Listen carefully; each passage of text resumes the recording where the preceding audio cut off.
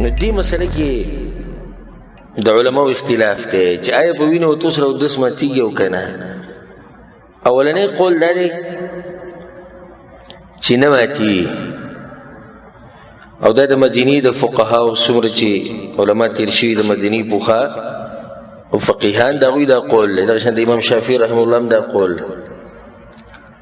او د هغو سره په دې باندې دلایل دی.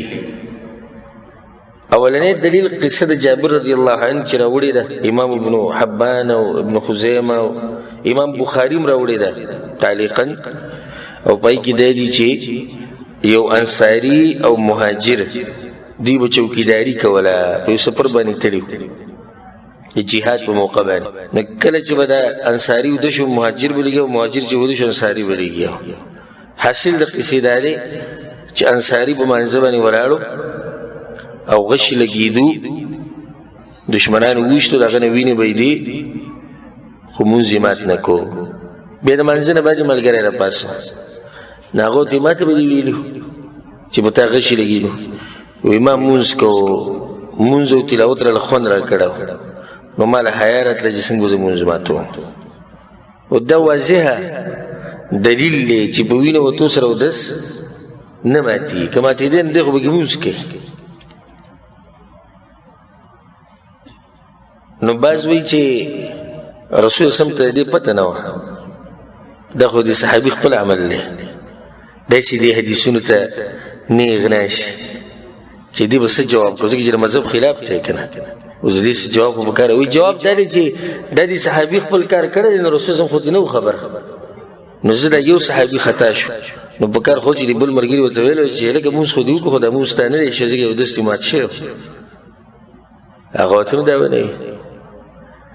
مطلب دا شو چې دواړه نه پوهېدو په دې مسله، دا نتیجه ترې ووته که نه، دواړه په دې نه پوهېدو. او دا ارمان به ورم پوره کړو. په یو روایت کې داسې راځي چې فبلغ ذلک النبي صلی الله علیه وسلم، دا خبر رسول ته ورسېده، نو دا خبره هم ختمه شوه چې رسول ته پته نه.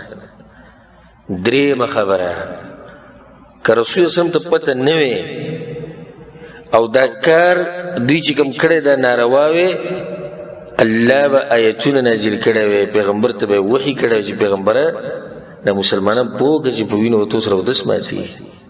زه پیغمبر خو انسان دی، یو یې رشوتي یا معلومه ورته نه وه، علم الغیب ورسره نشته، الله ته خو هرې خبرې پته ده. او کله چې داسې واقعه راغلې ده چې په هغې کې یو داسې کار شوی دی چې الله یې نه غواړي، الله هغه خبره واضحه کړې ده، ای پیغمبره داسې نه داسې. نو اوس پیغمبر شتي، وحي راځي، الله یې بیا هم نه بیانوي. واضح شو چې دا خبرې هسې کمزوري دي چې رسول صلی ته خبر نه ورسېدلی، دا د دوی خپل عمل دی، نو د دوی خپل عمل شو. دا څومره اوچت انسانان دي. موږ که چېرته ووایو چې د پلاني مولوي صاحب خبره کمزوري ده، نو موږ د مرۍ نه نیسي. ها د مولوي صاحب خبره کمزوري شوه، او په خپله ښه په ارام ووایي دا د دوی خپل عمل و، د صحابو یې دوی پرې نه دي پوه شوي. دویم دلیل، امام ابن ابي شیبه رحمه الله دا روایت راوړی دی، عبدالله بن عمر رضی الله عنهما په مخ باندې یو دانه وه، په هغې کې ګوتې وهلې، دانه یې ماته شوه، د هغې نه وینه راووته او بیا منزله لاړه. دریم دلیل، عبدالله بن ابي اوفى رضی الله عنه، او دا روایت امام عبدالرزاق راوړی په مصنف کې، وایي چې هغه یو پیر لاړې توکړې او په منځه کې لاړې توکل، ګس سیر ته توکلی شي او ښی او مخې ته به نه توکي. او دا په هغه وخت کې چې کله جومات کې قالین نه وي، لکه د هغه وخت جوماتونه چې وي، هغه لاړې توکړې، نو په هغې کې ته وینه لاړه، په دې لاړو کې څه وینه په منځه ولاړ. دا سویم دلیل شو. دریم. څلورم دلیل، عبدالله بن عمر رضی الله عنهما، امام بیهقي دا روایت راوړی، امام بخاري هم راوړی تعلیقا، چې عبدالله بن عمر یو پیر ښکر ولګو، ښکر لګولو هغه حجامه چې ورته وایي، جسم نه وینه وویسته، او د کم ځای نه چې وینه ویستو بس هغه ځای باندې داسې اوبه راښکودی، لاسې لونکی یې پرې راښکود، بیا منځله راغله. پنځم دلیل واورئ. امام ابن ابي شيبه امام عبدالرزاق دا روایت راوړی دی چې د ابو هريره رضی الله عنه د پوزې نه ورځ وینه راووته، پوزه یې وینځل او بیا لاړ لمانځه باندې ودرېد. دغه شان شپږم دلیل دا والی چې رسول صلی الله علیه وسلم چې مخکر لګوله حجامه کړې ده، نبی یې د هغې نه بعد اودس دا نه دی کړی چې وینې ورته سره اودس مات شو. څو دلیلونه شو؟ شپږ. اووم دلیل دا والی عمر د مبارک راځي چې هغه د زخمونو په حالت کې ولاړ او سجدې کو مونځ یې کو وینې ته به یې دی. اتم دلیل دا دی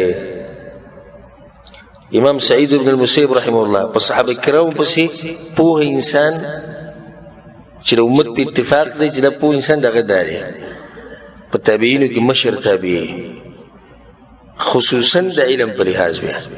امام مالک رحمه الله په موطا کې دا روایت راوړی چې ده به دا خبره کوله چې وینه ورته سره اودس نه ماتېږي. د صحابه کرامو نه دا خبره اورېدلې.